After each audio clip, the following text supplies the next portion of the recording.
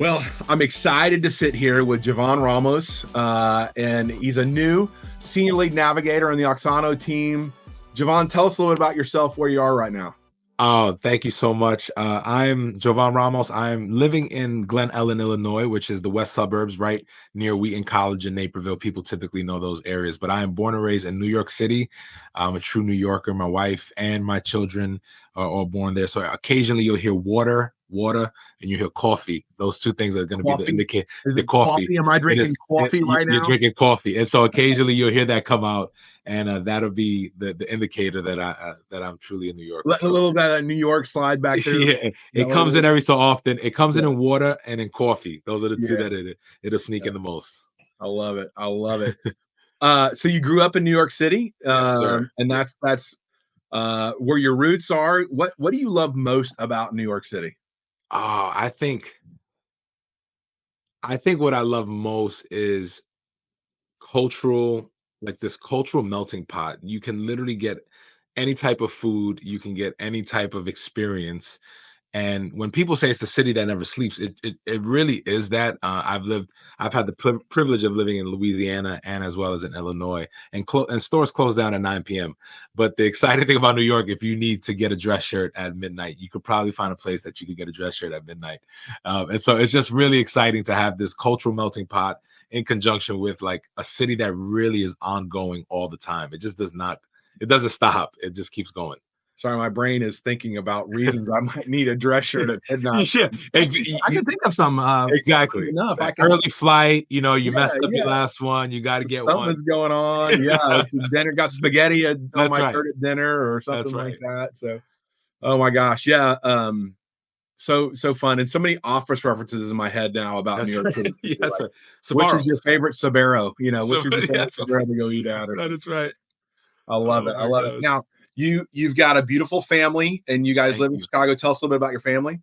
Yeah, so my wife Amy and I, we've been married for going on 15 years. We've known each other since we were 8 years old. We met at church, and so we were high school sweethearts, and I love her dearly. And then we have three children. Our oldest Charlotte, she's 12. Our middle son Benjamin, he is 10, and then our youngest Cameron, she's going to be 8 years old. Very And good. so we homeschool. We're doing the homeschool thing, and so we're with the kids a lot, and it's awesome.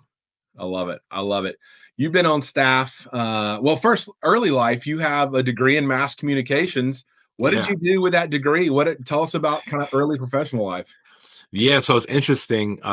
Right out of right after getting out of my undergrad, I was pursuing a couple of jobs in the mass communication world and media and marketing primarily, but got offered an opportunity to get a free master's degree through an organization called the New York City Teaching Fellows. And they paid for people to switch careers to help students with disabilities. And so I, through a lot of prayer and wisdom, decided to take that route. And so did my first master's degree in special education, where I taught high school math and science special education for about 5 years, and quickly realized, as much as I love teaching content, the greatest impact I can have on the kids is in a social emotional level.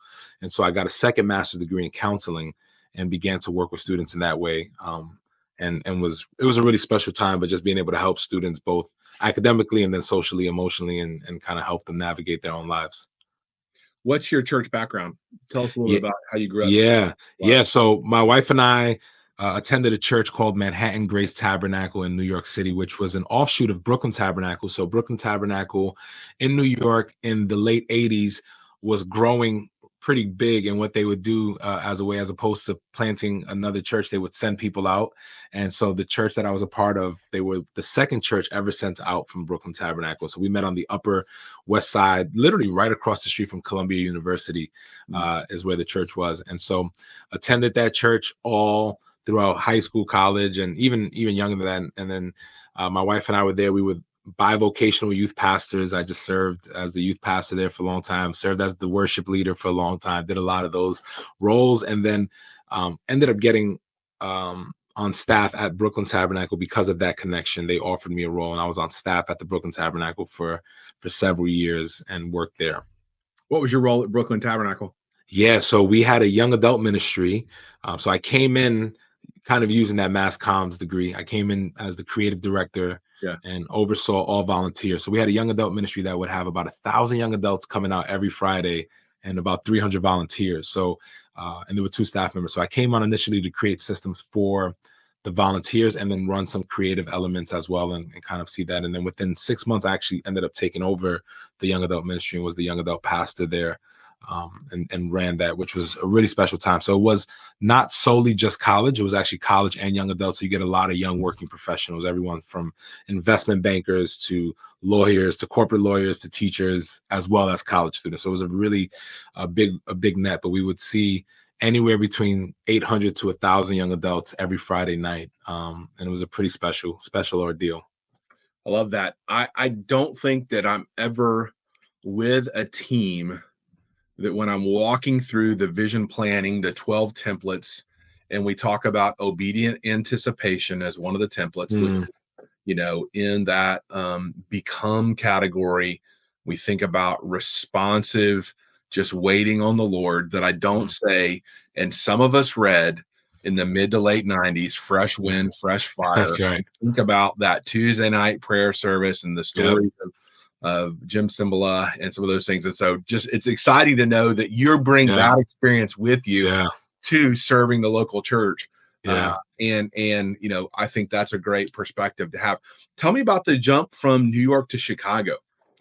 Going from kind of one cultural melting pot to a uniquely, for me, American cultural kind of destination. Chicago. It's interesting. So right before we got to Chicago, we actually spent 2 years, a little over 2 years in Louisiana. So there was a pastor who was on staff at Brooklyn Tabernacle who 3 years prior to me went down there and took over a church down in Louisiana and asked me to come on to be the executive pastor of the largest campus. There were 6 campuses and asked me to be the executive for the largest campus. So I came in, and initially my role was, hey, lead the staff, chief of staff role, executive handling the budget, so on and so forth, hiring and whatnot. And then kind of in the midst of all that, they said, hey, would you mind starting a young adult ministry? And I said, sure, no problem. So we actually started a college ministry there that grew from 7 young adults in our living room to we got to 120 in our living room, and said we actually probably That's a big living room, Jovan. Yeah.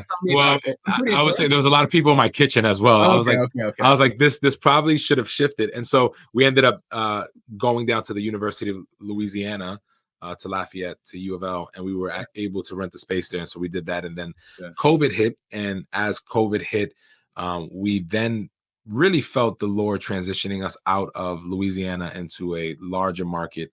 And that's how we ended up in Illinois, where we reconnected with pastors that we've known for years through the Tabernacle world, and we're able to come on and serve in various capacities. But that's how we got to Illinois, which is a really good middle ground for my wife and I, because we love the access to the city if needed, but we have, I guess, as our children have developed over the years, we've become suburbanites. Actually, I've said for years I have a burden for the burbs. I just love the suburbs. I love the pace. I love that. And so it's been a really great blend from leaving New York, experiencing the South, the deep South in Louisiana, which deep is South, deep South, the boot, weird South, the boot as we call it down there, and then and seeing that pace, but then being able to speed it up a little bit, but still slower than New York. And so it's a perfect middle ground for us being in the Midwest. And we've just really loved the access to Lake Michigan and being able to go to just the places in this area, within the area, that is so special. Which airport do you hate more, O'Hare or Midway? Midway. I'll say Midway. You're not a fan of Midway? I would say it's primarily because of proximity. I live 22 minutes exactly from O'Hare. I live 45 minutes from Midway. Now, again, still better. But I'll take O'Hare because of proximity. I love it. What is, just if you look back over the ways God has allowed you to serve in the local church, or even in the schools and some other things, what's a highlight? What's an accomplishment that you realize it was a hand of God at work? So it's not kind of a, hey, look what Jovan did, but it's something you look back and you go, man, I'm so glad God let me be a part of this. This is a moment that will stick with me and really even influence how you walk alongside as a strategic outsider for churches. Yeah. When my wife and I were working with the young adult ministry in Brooklyn, I think one of the greatest joys for me was that out of our leadership team, we had a leadership team of about 50 young adults, again, all bivocational. We only had one other staff member. So a lot of young working professionals. From that group of 50, 6 of them ended up getting out of their roles and going on staff full time at a church. And not just Brooklyn Tabernacle, but various churches. Some of them are now lead pastors, some of them are now, youth pastors and whatnot. And to me, the exciting thing was watching God orchestrate everyone's unique ability and being able to just allow me to speak clarity to them and say, hey, I see this for you, and this is like a great path, and giving them opportunities within the ministry.